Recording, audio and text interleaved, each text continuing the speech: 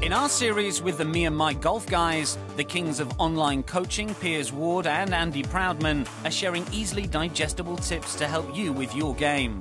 Today, they teach us how to get spin on your chip shots.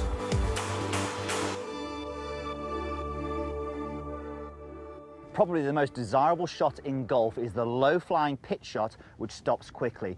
Now, Andy, we know that this shot is pretty difficult to play, but there are definitely some situations on the golf course when we can be very useful. But you've got a slightly different way of playing this shot, haven't we? Well, let's talk about it. Well, it's an exciting shot to play. We see the pros play it all the time, and if we can pull it off right, we can play some good shots with it. Right, so yes, I mean, when we're playing this shot, we actually want to play more of a draw, slightly different to what people have done in the past. But what this does, it helps us actually get a more consistent strike, low off the face, and actually shallow the angle of attack out. Now, what we want with this is not too much turf, not too much interaction with the ground.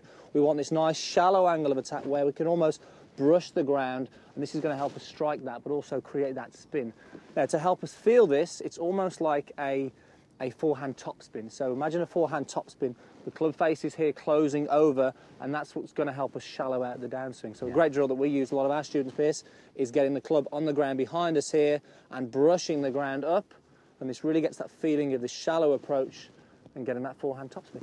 For a lot of people thinking of this, they think draw and they think it's going to go further, but not in this instance here. So I really like as well, by getting the ball lower on the face, as you said, you get a little bit more backspin, but when the ball flies low as well, the backspin that you create is still on the golf ball for, you know, if you hit up in the air, obviously the backspin wears off. So on that low flight there, we still have more backspin on the golf ball when it hits the green. Yeah, that first bounce and that check hopefully close to the hole. Let's see you play a couple, shall we, Andy? Because this is quite a tricky shot. So square on, more square than I would usually be, and really get the feeling here. I'm playing that draw, getting that shallow interaction with the ground.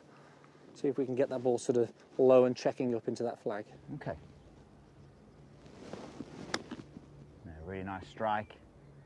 You can just hear that spin on the ball, can't you? That sound. Really good. And look at the ground. Yep. You know, I always heard a really famous golf coach once say that, you know, the best wedge players in the ground, they hardly mark the ground. It's hard to know that they've even been there. Okay, so I think I can get one closer than that, Piers. Even closer than that. Was a good amount of stop on that one. Slightly lower, but nice. Yeah, that's good. And you can see the flight as well. It is drawing, even though we've got the wind hard off the left here.